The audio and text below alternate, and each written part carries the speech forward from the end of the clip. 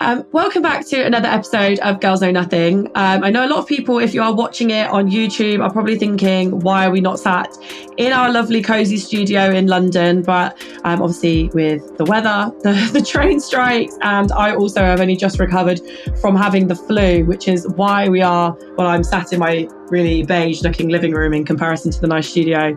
Also, it's probably great for our next guest who doesn't have to travel miles and miles to be able to get to the studio. So our wonderful guest for this episode is Dani. And actually, I've seen a lot of posts about you, Dani, on LinkedIn and about your story. And as soon as I heard it, I was like to Jen, I need to speak to this woman. So for people that don't know you, feel free to give yourself a bit of an introduction. Yes, I'm Dani. I'm from Newcastle. I'm 24. I do a boring admin job, but I also do a little bit of content creation, influencing, as you will. And I'm all about makeup, self-love, self-confidence, and of course, I've got alopecia as well. Just point out the obvious, which I know we're going to talk about today anyway. So, yeah. So I said to you before we started this podcast that alopecia isn't something I was ever aware of until I was like a fully grown adult, and I don't feel like it's something that's talked about enough.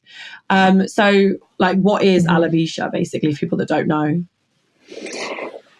Yeah, so alopecia is an autoimmune disease or condition, and it basically is where your white blood cells attack themselves, and it basically just doesn't let you grow hair. So I'm perfectly healthy. There's nothing physically wrong with us or anything like that. It's just I don't grow hair, which is really strange. There isn't a lot of research and stuff into it, so that's probably why I didn't hear much about it. And also, it doesn't really affect people, so it probably doesn't get as much coverage or whatever it needs to, because at the end of the day, I'm alive and I'm healthy. So I can see why it doesn't get a lot of coverage or stuff like that. But there's obviously the mental side of things, which I think is more pressing, aside from physical or being healthy and whatnot. But yeah, I've had it pretty much all of my life since I was 1.5. That's when it all started. And it's progressively over the years got worse. I don't know, do you want us to go into my story, how it all started, and just so you can get to know that a little? Yeah, feel free to tell us how your diagnosis happened and things like that. Yeah, so it was 1.5. That's when my mum first noticed the little patch on the top of my head. It was about a 20 pence piece size patch. She also noticed prior to that my hairline was quite high at the back of her head. So she thought it was potentially my ponytail or something that was pulling on my hair. So she kind of just tried different styles, but then eventually she noticed that I had the patch on the top of my head. So we went to the doctors, and they were really dismissive, to be honest, of my mum. They weren't very nice or supportive. And they said, oh, well, it's baby alopecia, it'll go away, and then just left it at that. But over the years, of course, it just got worse and worse. And then eventually, I think I was around 2.5. That's when we went to the dermatologist at the hospital, and they diagnosed us with alopecia areata. So there's a few different types of alopecia as well. The ones that I've had 3 different types of alopecia. The first is alopecia areata, which is just the patches. Often that's how it starts, where you just get little patches everywhere. Mine started on the top of my head, and then I lost all of my hair eventually. So it was kind of like loads of little patches that eventually just joined onto one. So then I had no hair at all on my head. And then that type of alopecia is called totalis, but I still had eyebrows, eyelashes, body hair. I just didn't have any scalp hair at all. And then over the years, I think I was around maybe 7 when I lost all of my scalp hair. And then when I was around 13 or 14, that's when I started to lose my eyebrows. And they went like half an eyebrow at a time. And then I lost my lashes the year after. So that kind of happened, I would say, at a key age, like mid-teens, just, when you're just starting to just find yourself a little bit. And then I lost my eyelashes. So at that point, that's called alopecia universalis, which is the most extreme kind, which is what I've got now. I've had for so long, since I was, 10 years now, that I've had alopecia universalis. So no body hair, absolutely anywhere. So I'm like a baby's bum, as you would. So I didn't realize there were 3 different types of alopecia, because I also, I mean, I didn't know until 5 seconds ago. I always assumed that it was like complete hair loss all over. I didn't realize there'd be different stages. And I guess one thing is, like, I find mums always get really dismissed when they have issues with their children, or like they find that they need to speak to somebody about their child.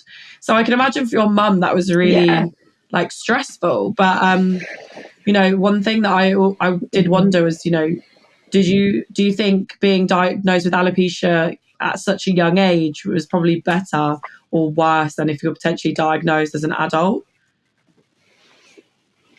Yeah, I would say so. In some sense, it is not being sort of dismissive of how it does feel, because of course the impact of it can't be great. But I do think, in a sense, I have had a bit of an easier ride, because at the end of the day, this is me, and I've not known any different at all. Obviously, when I was younger, I did have a little bit of hair, but not much for us to remember.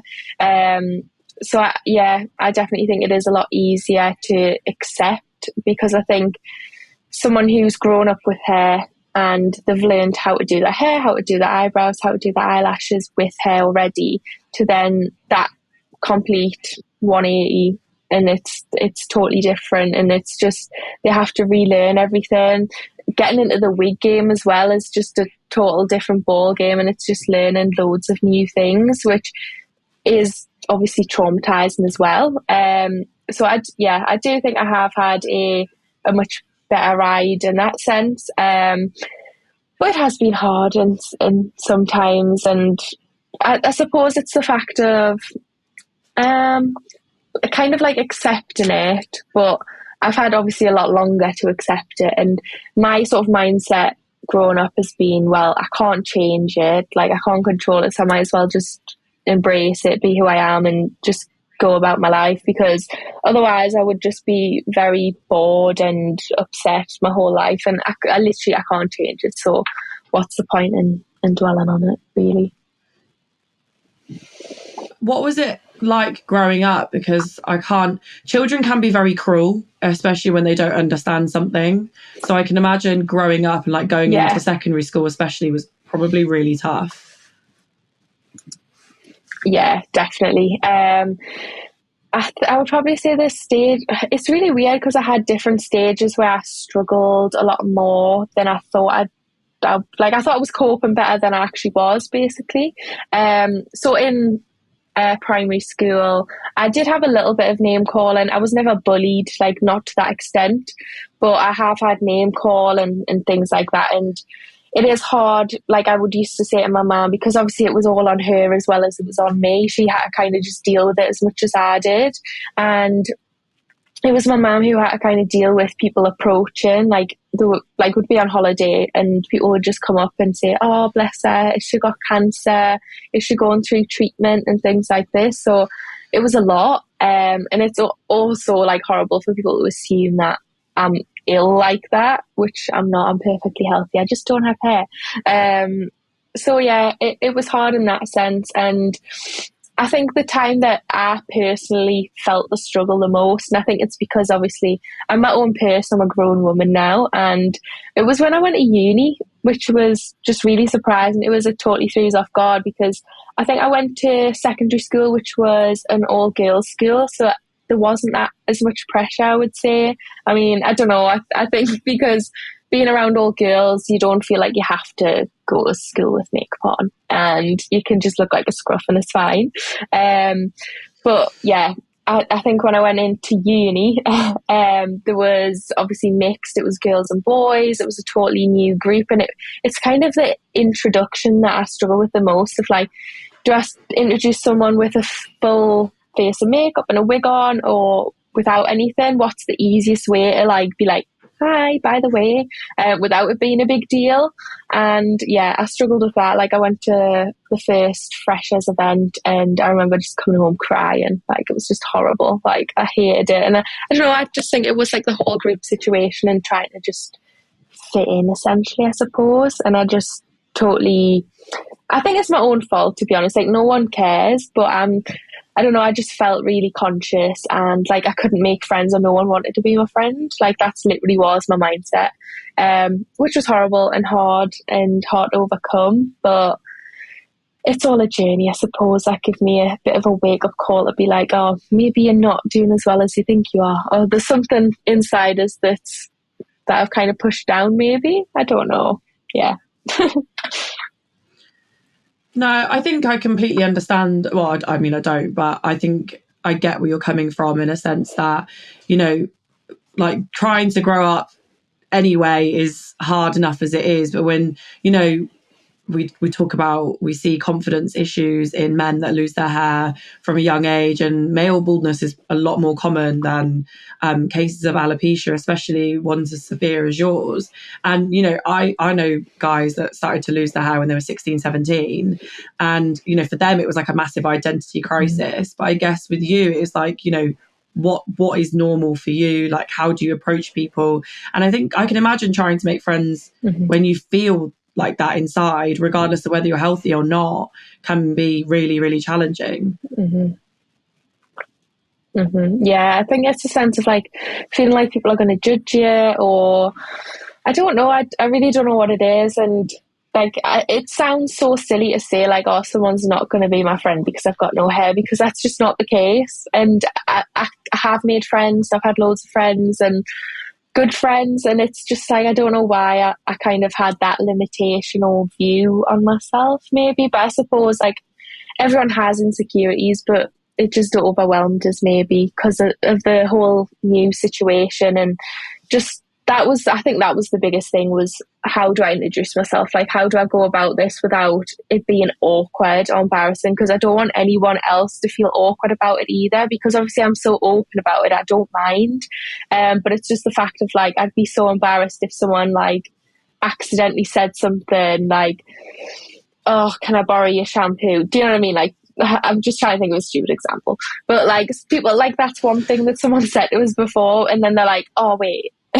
And I just feel awkward. It's just like them situations, but I don't care that the rest is, because it's just an easy mistake to make. But I don't know, it's just like, yeah, I don't know, I'm just waffling now. What was it like at university then? Like, you know, when you decided that, you know, you were going to introduce, I mean, how did you decide how you're going to introduce yourself to people? So I went, well, basically it was like the first freshers thing, and I went with my dad to go and get my little card done, and I actually really enjoyed it then. I went like without any makeup, without a wig, and people are like really friendly, really open, so I was like, okay, maybe like it's going to be fine, like I'll just go. And then I convinced myself to actually go to the nighttime freshers event. But obviously I was going by myself. I lived at home as well, so I didn't live in any of the student accommodation, so people already had kind of like a group that they could stick with, like their flatmates basically. But I went completely by myself, and I went without a wig. I think I had a little bit of makeup on, but not a lot. And I went without, and it was just really awkward. Like, it was just uncomfortable. I feel like anyone would have felt uncomfortable. But I don't know, I suppose like I'm not a very outgoing person. Like, you might not think it because of social media and things like that. I think I'm really shy in some sort of circumstances. And that was definitely one. But I just try to like latch onto someone and just be like, hi, I'm here by myself. Can I like stick with you? And then they done, you know, that like that weird like t-shirt signing thing. They done that, and I was just like, I just can't deal with this. I need to go home. It's just too much. Yeah, I can imagine like going to a freshers event on your own is like a really big move anyway, and it's putting yourself out of your comfort zone as it is. And I think that would freak anybody out, let alone like, you know, trying to decide how you're going to introduce yourself to people, and even being brave enough to go completely as you are. I could only like commend you for that, because I think going on my own would freak me enough as it is. I know, and even like when I go to events and stuff now, like with the beauty side of things, I still go by myself, and I don't know why I do it to myself. I suppose it's like, it's good to like push myself to actually do it, but it's a bit scary still. And honestly, I don't know why I still do it. I suppose it's the thing of like trying to make a friend, or just trying to like latch onto someone and be like, be my friend. That's what I'm like. After freshers, was it a more pleasant experience, like after you've kind of ripped the band-aid off? To be honest, probably not. Like I think I really struggled throughout uni. I even nearly dropped out of after the first year. I think it's because I went to Durham and I'd done law, and it was a really hard course. But I don't know. It was like, yeah. I think it was hard. I think it was like that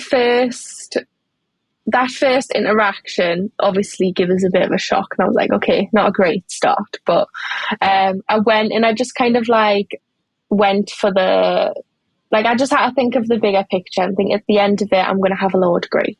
So I just had to think of it that way, and get through it. And if I made friends along the way, then that would be great. And I did make some friends. Like, it wasn't like awful, but I think it was like the mixture of like the new environment, a really hard course, kind of being by myself, and like all of that was hard. But I got there, and I graduated at the end of it. So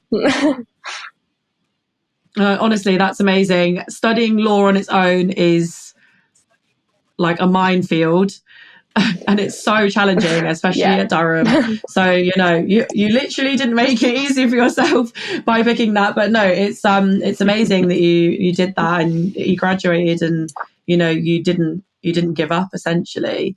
One of the things that I did read about you is that since you are more public about your journey with alopecia and about how you like kind of cope with it online, that you were on the back end of online hate and trolling, which I mean, trolling in any shape or form I'll never really understand, because I think it's very weak-minded. But when it's something that's a medical condition that's completely outside of your control, I definitely don't get it.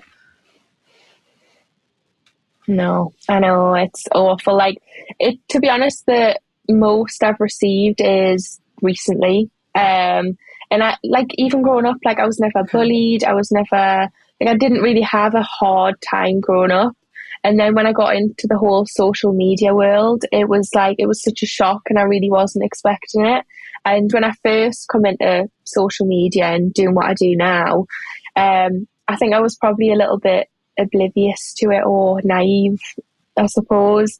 And I didn't realise like how bad it could actually be.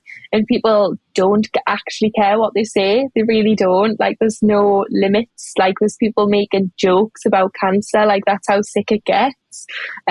Which is absolutely disgusting, of course. And I'm just grateful that I'm not in that position where I am really ill, because imagine seeing something like that and feeling how you do. Like, I can't even comprehend, but it's just awful. I don't know what goes through people's minds to be saying some of the stuff that they do, but I just have to ignore it, because all of the lovely, amazing comments I get totally outweigh what I do get on the hate side of things.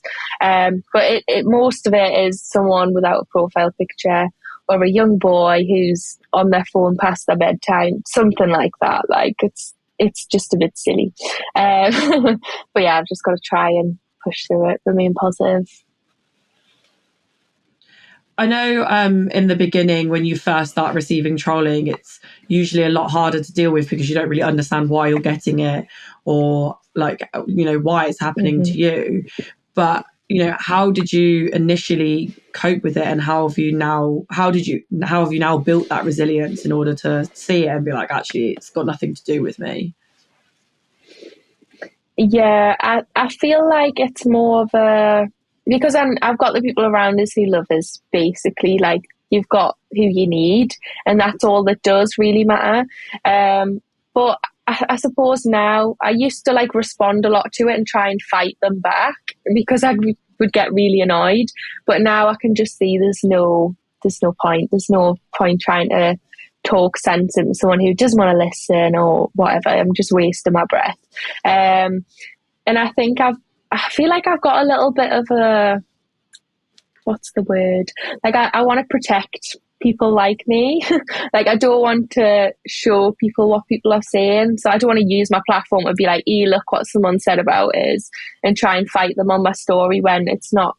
All it's going to do is bring that comment to light to a lot more people. And I don't want someone, for example, a younger version of myself or a little girl who's just joined Instagram, TikTok, whatever, to just see comments like that or think that like people think that of them, because they really don't, and it is the minority that you're going to get weird comments like that.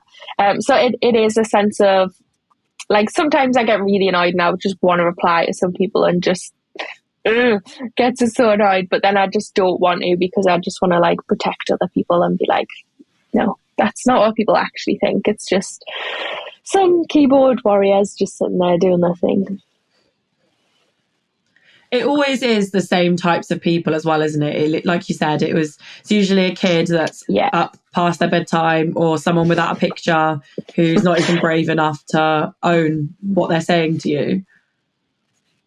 Yeah, exactly. And that's the worst bit about it. Like, it's just so annoying. Like, even my boyfriend sees some of them and he responds for us sometimes because obviously he's not me directly responding. He's like attacking them back, but sometimes there's literally just no point. There's literally no point because the little kids are like, it's always the men. I just don't understand. Like, to be honest, I think I've only ever responded to a few that are women because it shocks us a lot more if it is a woman, because I'm like, I'm all about women supporting women, and if you're trying to tear another woman down, it says a lot.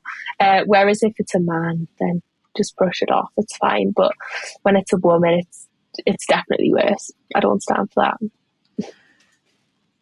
Yeah, I think, one thing that, I mean, there's both sides. I don't really get it in general, but I guess with men, if there was a man who was talking about male baldness and women were trolling him, you'd get loads of people being like, wow, that's disgusting. Like, you would hate it if a man said it about a woman, but then they're going to go and do the same thing.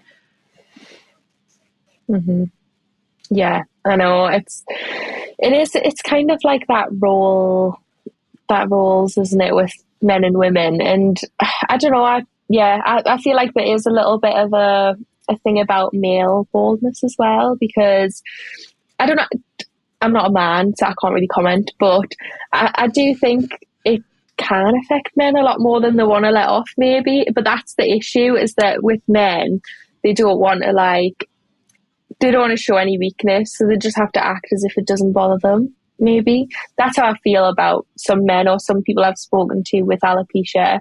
And even my uncle has alopecia, which is random. So I think in a way it might be a little bit genetics, but not fully. But anyways, that's a total different topic anyway. But yeah, I do think with the whole men in women and having alopecia, that men do potentially struggle just as much as a woman can, but doesn't show it, basically. I think women can, it's more socially acceptable for a woman to like express. Is that right? So I think that's what I'm trying to say.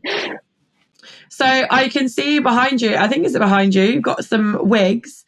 And I saw that you kind of like, apart from your job, you are very into makeup. And by the way, I am terrible with anything hair related. I'm surprised I've not burnt mine off. So I'm really I'm amazed by anybody that can use a wig. How did you kind of get into like starting to wear wigs and getting into makeup? Mm-hmm.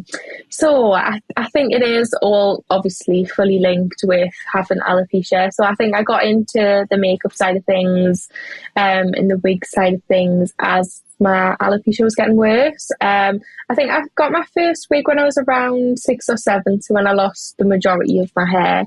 And it was like this cute little bandana thing with loads of little plaits. It was so cute. But yeah, with the makeup side of things, it was kind of like, because I had, like, I would watch YouTube videos and stuff, and I've always been really arty, I would say, in school and stuff like that. But when I started to lose my eyebrows, I would watch YouTube videos, and I would always be watching someone who already had eyebrows or already had eyelashes. So then I'd have to it basically just forced us to have to just experiment on my own face and just figure it out, basically. With wigs as well, I feel like obviously with having alopecia, I would get my first wig and then the collection would just grow from there. And it was just like being adventurous with your hair colour and being able to have a blonde one day, a brown the next day. It was just really good and I loved it. And I was such a girly girl as well when I was little. So I used to love being able to put a dress on, makeup, wigs, everything.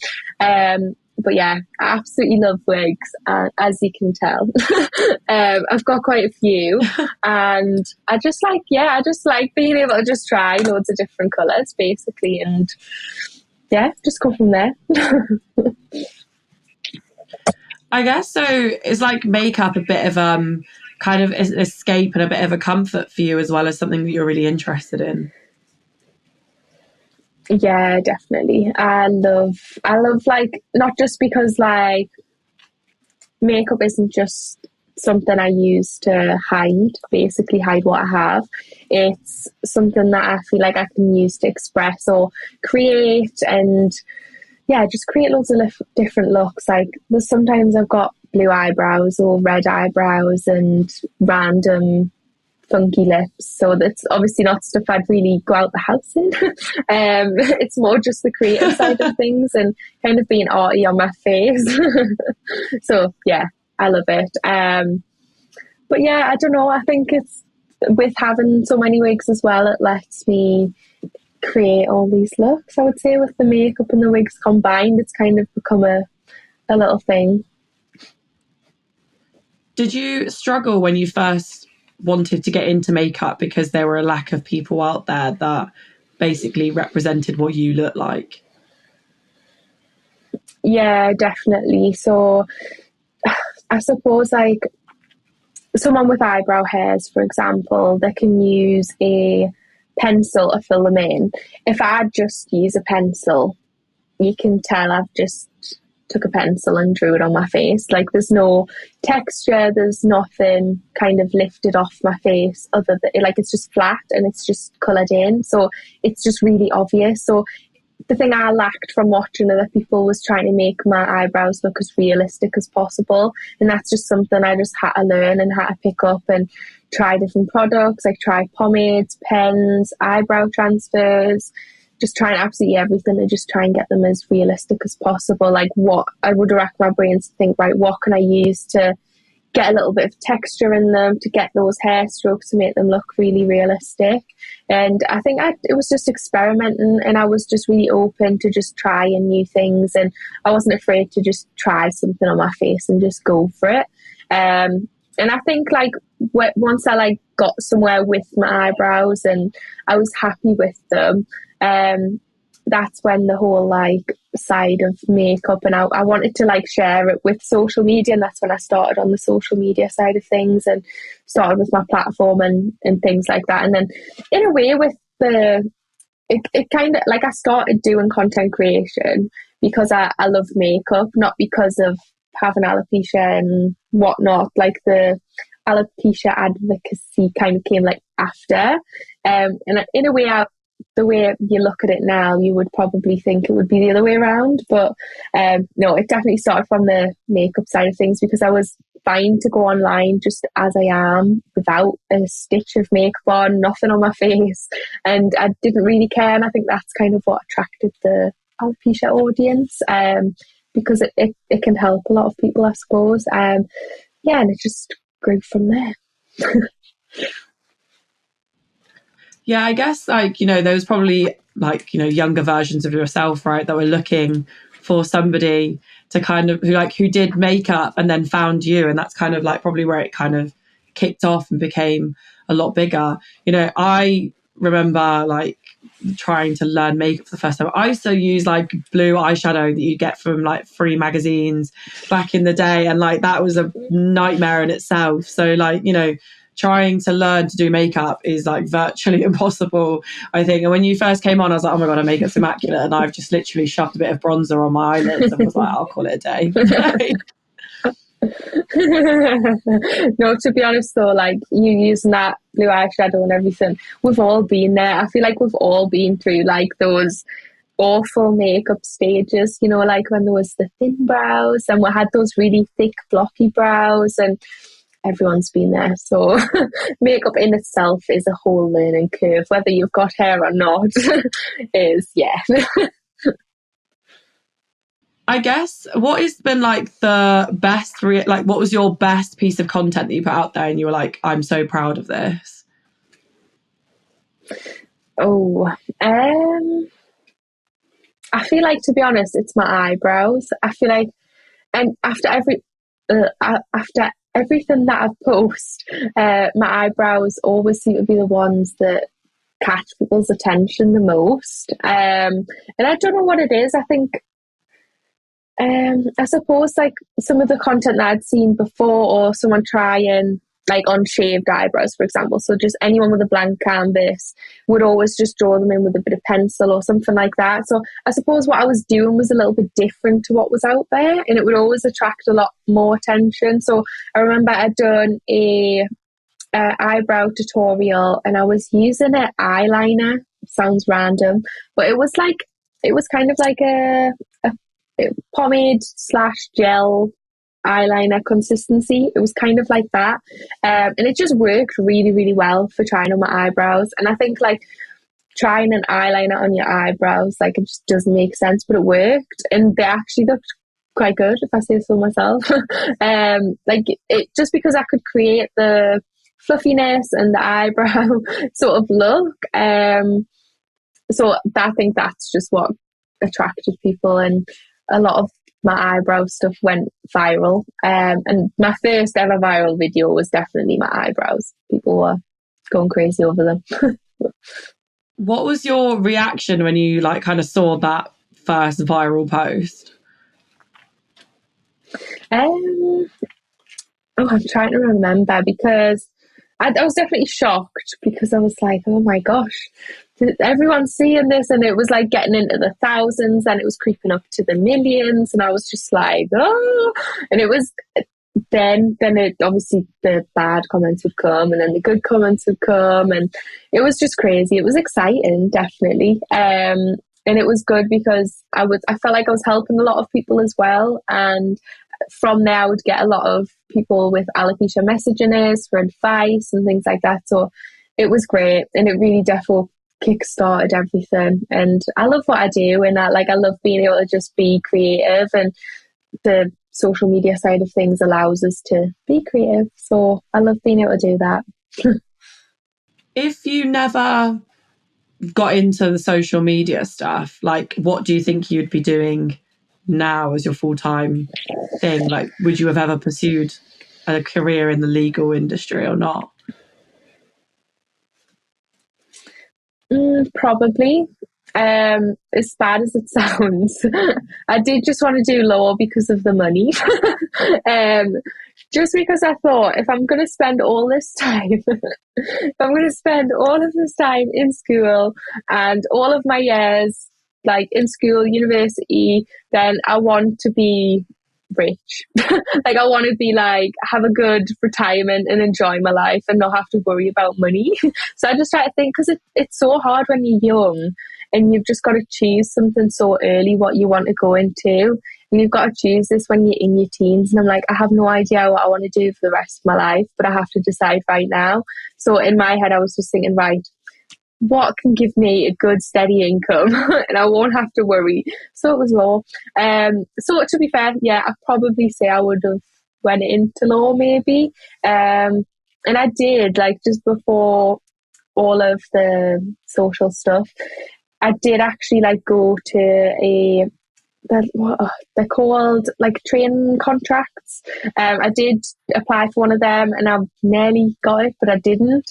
And then that year that I was kind of like regathering myself to apply the next year, that's when everything started with socials. So then it kind of just fell off. I went back to the next year to the same training contract thing to apply and try again. But I kind of just winged that because I was like, I'm not too bothered now. But it's there. Got a degree if I need it. Yeah, I guess it's like always really nice to, have a plan. Well, your law degree is now probably like a plan B, right? But it's always nice to have one of those. And it's probably really nice for you that, well, it's not nice, I guess, when you don't get your training contract, it's really demoralizing and like heartbreaking at the time because you feel like it's the end of the world, but it probably kind of redirected you onto the path that you're on now. And like looking back on it, how do you kind of feel a lot better about how things have panned out? Yeah, I definitely do, because I don't know if I was just kidding myself that I wanted to do law. Like, I don't know if I was cut out to actually do law, because I know sometimes you've got to be a little bit stern, and I just don't know if I'm that person for that. But I was riding that wave at the time. Right now, looking back, yeah, maybe it wasn't for me. I really don't know. But I definitely think everything happens for a reason, and you're going to end up where you're meant to be, basically.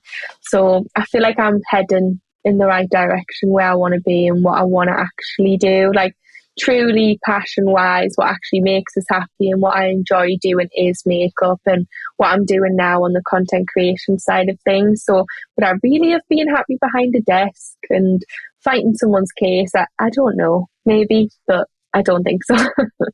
I guess kind of going on from finding your purpose and going on to something you're passionate about, there's so many things on the market now for anybody, but there's a lot of like treatments that are marketed to people with alopecia, including like semi-permanent makeup. And with so many things being out there, you recently launched, I think it was last month, launched your collaboration with Brow HQ. Congratulations, by the way. So kind of like, how did that kind of kickstart and happen? Yeah, so it all started to happen. Well, the whole process with Brow HQ started like over 2 years ago, so it took a while for them to actually come out. But yeah, it all started with the Jen, and also with where I worked with Brow HQ once on their brow pencils. And then we kind of like built from there a relationship, and just kind of trying to think of products that were a little bit more innovative and that would help people like me, basically. And there was eyebrow transfers out there prior to my own, but I was thinking, how can, like, the ones I was using just weren't what I wanted. They weren't like modern, nice styles, and they weren't kind of fitting that younger look and feel. Like, for example, they were fully inspired by the whole laminated brows and the nice fluffy brows that we're seeing at the moment.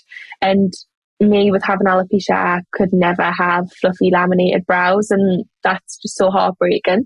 But with my brow transfers, I can. So that's kind of why I created them, to bring a bit more of a modern style, because a lot of them are kind of, although natural looking, they're just not snatched, basically. That's the way I would describe them, like fluffy, snatched, modern brows. That's how I would say.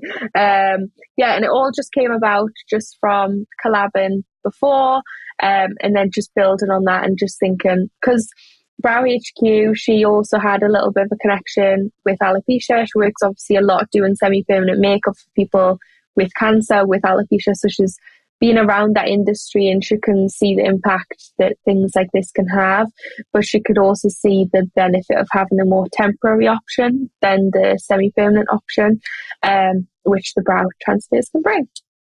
Honestly, that's it's amazing. And what you can see some people do in terms of like semi-permanent makeup and brow transfers actually blow my mind, because I mean, like, my mum's got the old school 80s brow, right, where she's like basically like tweezed off all of her eyebrows.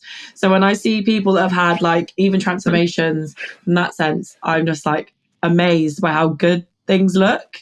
And because I've had really dodgy microblading, so I can say that, you know, things have definitely gotten better since I used to have my dodgy brows. But you know, what would be like eventually if, you know, you could get a phone call from somebody right now and said like, Dani, I've got this brand on the line like for you now, saying they want to do this deal, what would be like your big dream collaboration or like plan for the future? Oh, it's a tough one. I mean, I always say like dream big, but I'm always that person who doesn't want to like what's the word? Like, I don't want to be disappointed, basically. So I don't want to say it to then be disappointed. But if I'm dreaming big, then I'd definitely say working with a huge global brand who specializes or is known for the brows. For example, just putting it out there, like Anastasia Beverly Hills or NYX, just someone who's like in the makeup but good on their brows, basically knows the stuff on their brows, and doing an unreal collab with them. I mean, I've got so many ideas in my little brain about how I can make brow products or make brow products better, and better for people like me, as well as being able to be used by normal or people with eyebrows. So yeah, I would say that would be the big dream, big goal, aiming high always. But yeah, just being able to bring out my own thing with like a big brand and being a little bit innovative and bringing out something that's not quite on the market. Well, you never know. Those people that do like PR and influencer relationships from those brands might be listening to this podcast. And if you are, then hit Dani up on social media.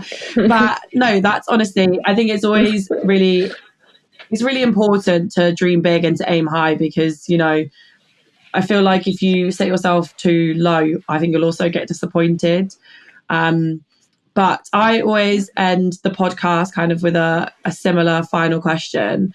And I guess for you, I'm going to ask you, like, what would you say to people in your past and people potentially in the future that are going to doubt how successful you are as a woman based off your alopecia? Oh, I think that's a good question. I would probably say to people, to be honest, I would say it's all about someone's mindset and how they view the world, and like your perspective on life and what you want to get out of life. So I would definitely say to people, it is about changing up that perspective and kind of just being a bit more of a positive person. I mean, I would say I'm generally a positive person, and I kind of would say I'd see the good in a lot of people. And I think it is just about trusting and doing your own thing and concentrating on yourself. But yeah, I don't even know where I'm going with that, but I just think do you know what I mean? I think it is just about perspective and not judging someone too early or seeing where they can come, and kind of just watch the space, basically. Just be quietly confident and just let them stew. I mean, there was a massive Dani-shaped hole in the world of social media and makeup, and she's here to fill it. So, you know, don't ever underestimate someone, because, you know, their pain is also their power. And, you know, I think you're amazing for what you've done and for being completely open and honest and being, like, you know, you've made yourself vulnerable online, and that's never easy to do, no matter who you are or, you know, what your hardship is. So I think you're amazing for that, and I want to say thank you so much for giving up your time and coming on this podcast. Of course, thank you so much for having me. It's been amazing.